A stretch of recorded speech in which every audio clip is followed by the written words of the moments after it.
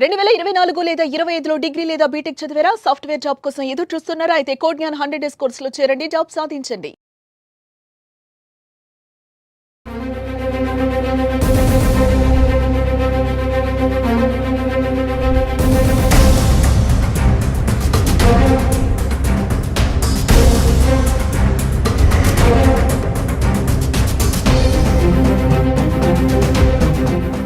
వైష్ణవి హత్యకు care of అడ్రస్గా మారిన రంగనాయక స్వామి ఆలయం మన వెనుక వైపు కనిపిస్తుంది. ఇక్కడే ఈ ఆలయం కేంద్రంగానే అమ్మాయి పైన దాడి జరిగింది. ఆ అమ్మాయిని ఇక్కడే కొట్టి చంపేశారు. తర్వాత ఇదే ఆలయం వెనుక వైపున ఉన్నటువంటి చెట్ల పొదల్లో పడేశారు అన్న ఒక ఎక్స్పెక్టేషన్ అయితే పోలీసులు చేస్తున్నారు. దానికి సంబంధించి ఉదయం నుంచి కూడా క్లూస్ టీమ్ మొత్తం కూడా ఇదే ఆలయం పరిసరాలన్నింటినీ కూడా జల్లెడపడుతూ ఉన్నారు. ఏ ఒక్క ఎవిడెన్స్ అయినా దొరుకుతుంది, ఎందుకంటే ఇక్కడే ఆ అమ్మాయి పైన దాడి జరిగింది, కొట్టారు కాబట్టి ఖచ్చితంగా ఓ బ్లడ్ డ్రాప్స్ లేకపోతే అమ్మాయికి సంబంధించినటువంటి ఏదో ఒక వస్తువు ఇక్కడ ఉంటుందని వాళ్ళు సర్చింగ్ చేస్తూనే ఉన్నారు. ఉదయం నుంచి లోపలికి వెళ్ళి చూపించే ప్రయత్నం చేయబోతున్నాం మనం.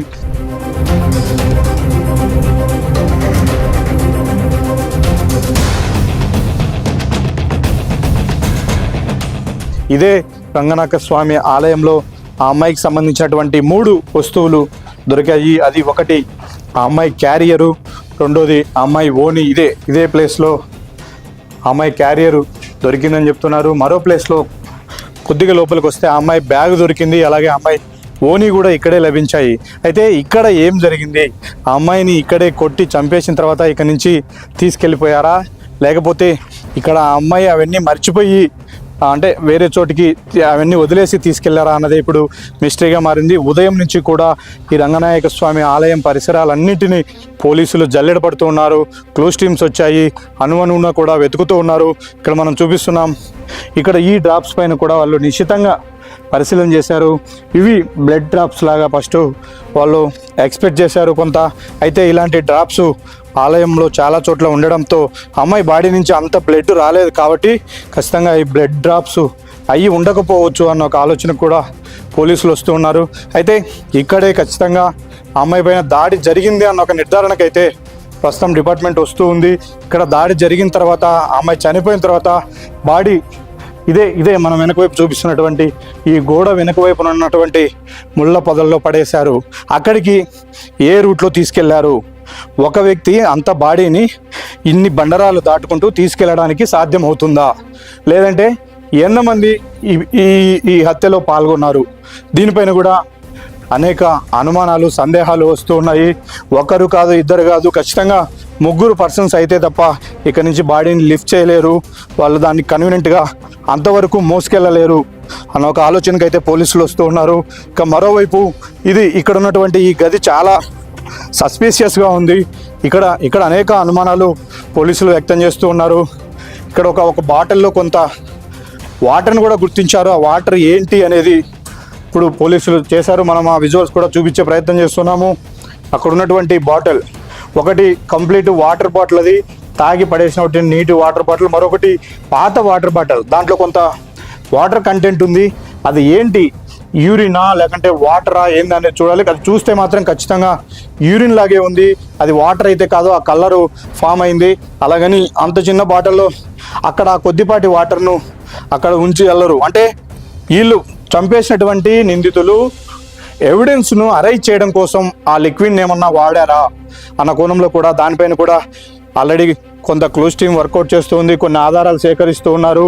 అంటే అమ్మాయిని చంపేసిన తర్వాత కొట్టి చాలాసేపు బయట ఒక వ్యక్తి కాపలా ఉన్నాడు, ఎవరైనా వచ్చి చూస్తూ ఉన్నారా, ఎవరు లేని సమయంలో ఆ అమ్మాయిని తీసుకెళ్లడం కోసం, అంటే అదే మెయిన్ దారిలో తీసుకెళ్ళాలి కాబట్టి అప్పటి వరకు కూడా వెయిట్ చేశారు. అంటే ఇదే గదిలో మనం ఇక్కడ చూపిస్తున్నటువంటి ఇదే గదిలో ఆ అమ్మాయిని ఇక్కడ తోసి కట్టి పడేసిన తర్వాత, చంపేసిన తర్వాత ఇక్కడ ఉన్నటువంటి గుహ లాంటి ఈ గదిలోనే పెట్టారు. బయట ఒక పర్సన్ కాపలా ఉన్నాడు, ఇక్కడికి వచ్చి ఎవరు చూడకుండా. అంటే ఇక్కడ ఏదో లవర్స్ లోపల ఉంటే ఒక వ్యక్తి కాపలా ఉన్నట్టుగా సీన్ క్రియేట్ చేశారు. అందుకే తర్వాత కొంతమంది టూరిస్టులు వచ్చినప్పటికీ కూడా అక్కడ చూసే ప్రయత్నం చేయలేదు కాబట్టి అక్కడ సేవ్ చేసుకున్నారు. అలాగే బయట ఒక వ్యక్తి కాపలా ఉన్నాడు. ఈ సరౌండింగ్స్ మనం చూపిస్తున్నాం. ఇదే రంగనాయక స్వామి ఆలయం బయటకు వస్తూ ఉన్నాం మనం. ఇక్కడ ఉన్నటువంటి సరౌండింగ్స్లో ఎక్కడా కూడా జనసంచారం లేదు అని ఇక్కడ కాపలా ఉన్నటువంటి వ్యక్తి నిర్ధారణకు వచ్చిన తర్వాత ఇతను గ్రీన్ సిగ్నల్ ఇచ్చిన తర్వాతే లోపల ఉన్నటువంటి ఇద్దరు కూడా ఆ బాడీని తీసుకొచ్చే ప్రయత్నం చేసి ఇదే మార్గంలోనే మనం ఇప్పుడు చూపిస్తున్నటువంటి మార్గంలోనే వెళ్తూ ఉన్నాము. ఎందుకంటే మొదటిగా ఆ గోడపైకి ఎక్కి పైనుంచి పడేసి ఉంటారు అని పోలీసులు ఎక్స్పెక్ట్ చేశారు. కాకపోతే అలా జరిగి ఉండదు. ఎందుకంటే అంత పైనుంచి బాడీని పడేసి ఉంటే మరిన్ని గాయాలు బాడీకి అయ్యిండేటివి. కానీ అలాంటి గాయాలు ఏమీ లేకపోవడం వల్ల ఖచ్చితంగా బాడీని తీసుకెళ్లారు వాళ్ళు మోసుకొని అని చెప్తున్నారు. ఇదే దారిలో మనం ఈ గోడంతా కూడా రంగనాయక స్వామి ఆలయం, ఈ ఆలయం పక్కనే ఉన్నటువంటి దారి నుంచి వాళ్ళు బాడీని తీసుకెళ్లారు. ఇదే దారిలో వెనక వైపున దాచడం కోసం, అంటే కొట్టి పడేసిన తర్వాత వెంటనే టూరిస్టులు వచ్చే ఏరియా కాబట్టి వెంటనే ఐడెంటిఫై చేస్తే మాత్రం నిందితులు తప్పించుకోవడానికి అవకాశం ఉండదు, వాళ్ళు దొరికిపోతారు. కాబట్టి బాడీని గుర్తుపట్టడానికి కొంత సమయం పట్టేటట్టు ఎవరు గుర్తించలే చోటు దాస్తగిన వాళ్ళు పారిపోవడానికి అవకాశం ఉంటుందని ఎక్స్పెక్ట్ చేశారు. అందుకే ఇదే మార్గంలో తీసుకొచ్చారు బాడీని. 3 వ్యక్తులు ఉన్నట్టుగా పోలీసులు అనుమానిస్తున్నారు. ఆ అమ్మాయి పైన విచక్షణారహితంగా దాడి చేశారు, చంపేశారు.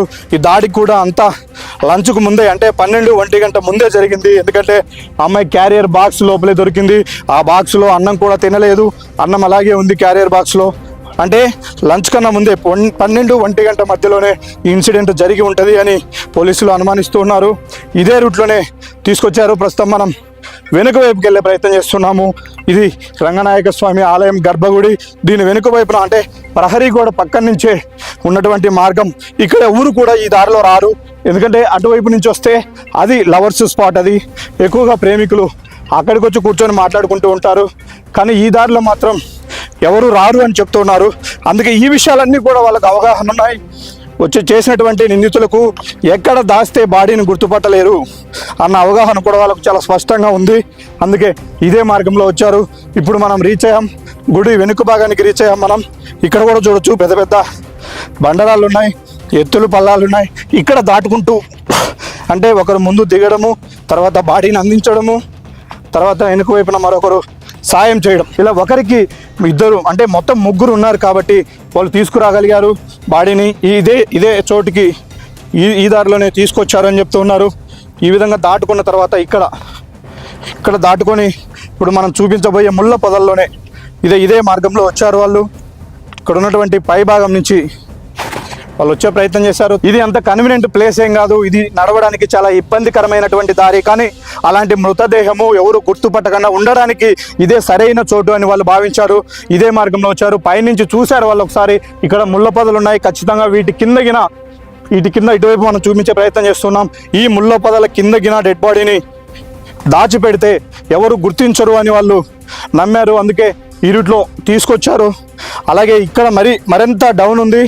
ఇక్కడ కూడా బాడీని ఒకరి చేతుల నుంచి ఒకరు షిఫ్ట్ చేసుకున్నారు.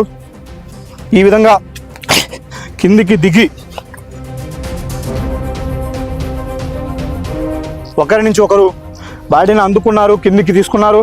ఇక్కడ మనం ఏదైతే చూపిస్తున్నామో నిన్న మనం చూపించే ప్రయత్నం చేస్తున్నాం. కింది వైపు నుంచి ఏ విధంగా వచ్చి ఉంటారు, ఒక వ్యక్తి అయితే తీసుకువచ్చి ఉండరు అని మనం ఎక్స్పెక్ట్ చేశాం. కానీ పోలీసుల దగ్గర ఇప్పటి వరకు ఉన్నటువంటి స్కెచ్ ప్రకారం, పోలీసులు సీన్ను క్రియేట్ చేసిన దాని ప్రకారం పూర్తిగా ఇక్కడ ఈ మార్గంలోనే వచ్చారు. పైనుంచి తీసుకొచ్చారు. ఇక్కడ ఆ అమ్మాయిని ఇదే బండ పైన ఇట్లా వాలినట్టుగా, ఈ బండ ఆనుకొని ఉన్నట్టుగా శవాన్ని పడుకోబెట్టి ఇక్కడి నుంచి ఈ విధంగా పారిపోయారు. ఇప్పుడు ఇక్కడ అనేక సందేహాలు వ్యక్తమవుతున్నాయి. ఈ సీన్ మొత్తం కూడా పోలీసులు రీకన్స్ట్రక్ట్ చేశారు. అయితే మరుసటి రోజు ఉదయాన్నే, అంటే సోమవారం ఇన్సిడెంట్ జరిగింది, మంగళవారం ఉదయాన్నే బాడీని వెతికే ప్రయత్నంలో ఆ వైష్ణవి కుటుంబ సభ్యులతో సహా పోలీసులు 2 టీములుగా విడిపోయి రంగనాయక స్వామి ఆలయంలో లెఫ్ట్ సైడ్కు ఒక టీము, అంటే ఇప్పుడు ఎవరైతే ఎక్కువగా ఆరోపణలు ఎదుర్కొంటూ ఉన్నారో అలాగే చిన్న కొండయ్య, వైష్ణవి మరో బ్రదర్ చిన్న కొండయ్యతో పాటు మరికొంతమంది కానిస్టేబుల్ ఇదే దారిలో వచ్చారు. అయితే కానిస్టేబుల్ అక్కడ మనం చూపించే ప్రయత్నం చేస్తున్నాం. అక్కడ ప్లెయిన్గా ఉన్నటువంటి ఆ దారిలో వస్తూ ఉండగా, ముందు కానిస్టేబుల్ నడుస్తుండగా అతను వెనుక వైపున వస్తున్నటువంటి కొండయ్య ఇక్కడ ఉన్నటువంటి పైన ఇక్కడ ముళ్ళ పొదల్లో ఉన్నటువంటి డెడ్ బాడీని గుర్తించాడు. సార్ అక్కడ బాడీ ఉందని కానిస్టేబుల్ చెప్పడంతో అక్కడికి వాళ్ళు వచ్చారు. అంటే కింది నుంచి వెళ్తే ఎంత క్లీన్గా అబ్జర్వ్ చేసినప్పటికీ నేరుగా బాడీ అక్కడ ఉంది అని చెప్పడం ఇంపాసిబుల్. ఎందుకంటే ముందెళ్తున్న నేను గమనించాను, కానీ నాకు కనిపించింది, అతనికి ఎలా కనిపించింది అంటే అక్కడ మృతదేహం ఉన్నట్టు వైష్ణవి అన్నయ్య కొండయ్యకు ముందే తెలుసు అన్న అనుమానాలను కూడా పోలీసులు వ్యక్తం చేస్తున్నారు. ఆ కోణంలో కూడా దర్యాప్తు చేయడానికి ఇప్పుడు పోలీసులు ముమ్మరంగా ప్రయత్నాలు చేస్తూ ఉన్నారు. మొత్తం మీద ఏదైతే ఈ మర్డర్కి సంబంధించినటువంటి పూర్తి సెంటర్ ఆఫ్ అంటే కేర్ ఆఫ్ అడ్రస్గా మారినటువంటి రంగనాయక స్వామి ఆలయం చుట్టూ జరిగినటువంటి వ్యవహారం ఇదంతా కూడా సోమవారం జరిగింది. సోమవారం ఉదయాన్నే 8 గంటలకు తన లవర్తో కలిసి గండికోటకు వచ్చినటువంటి వైష్ణవి ఒక రూమ్ తీసుకున్నారు. అక్కడ 2 గంటల సేపు ఉన్నారు. అయితే ఈ విషయం వాళ్ళ కుటుంబ సభ్యులకు తెలిసిందని చెప్పడంతో అదే లవర్ లోకేష్ ఆ అమ్మాయిని తీసుకొచ్చి గండికోట కోట గుమ్మం దగ్గర వదిలేసి రిటర్న్ వెళ్ళిపోయాడు. 6 గంటలకు వచ్చే ఆర్టీసీ బస్సులో తాను తిరిగి ఇంటికి వెళ్ళిపోతానని వైష్ణవి చెప్పింది. అక్కడి నుంచి 6 గంటల వరకు వెయిట్ చేయడం కోసం ఆ అమ్మాయి తన స్కూలుకు తీసుకెళ్ళినటువంటి బ్యాగుతో లోపలికి వచ్చింది. ఇదే రంగనాయక స్వామి ఆలయం దగ్గర ఆ అమ్మాయి పరిసరాలను చూస్తూ తిరుగుతూ ఉంది. దీనికి సంబంధించినటువంటి ఎవిడెన్స్ కూడా అంటే ఎంట్రన్స్లో మాత్రమే 2 సీసీ కెమెరాలు ఉన్నాయి, లోపల ఎక్కడా లేవు. కాకపోతే ఇక్కడికి వచ్చినటువంటి టూరిస్టులు తీసుకున్నటువంటి ఫోటోల్లో వైష్ణవి కదలికలు చాలా స్పష్టంగా కనిపించాయి. 12 గంటల వరకు కూడా వైష్ణవి ప్రాణాలతోనే ఉన్నట్టు పోలీసులు ఆ ఫోటోల ద్వారా వాళ్ళు ఐడెంటిఫై చేశారు. కాబట్టి ఈ హత్యలో లోకేష్ ప్రమేయం లేదు అన్న నిర్ధారణకు పోలీసులు వచ్చారు. అయితే లోకేష్ తన లవర్తో ఇక్కడికి వచ్చినాడని తెలుసుకున్న వెంటనే తన వెనుక సురేంద్ర వెంబడించి రావడం, తర్వాత రోజున అదే కుటుంబ సభ్యుల్లో ఇంకొక బ్రదర్ అయినటువంటి వ్యక్తి డెడ్ బాడీని గుర్తించడం, ఇవన్నీ కూడా కుటుంబం వైపు నుంచి పోలీసులకు కలుగుతున్నటువంటి అనుమానాలు. ఆ కోణంలో ఇప్పుడు విచారణ చేసే ప్రయత్నం అయితే చేస్తూ ఉన్నారు.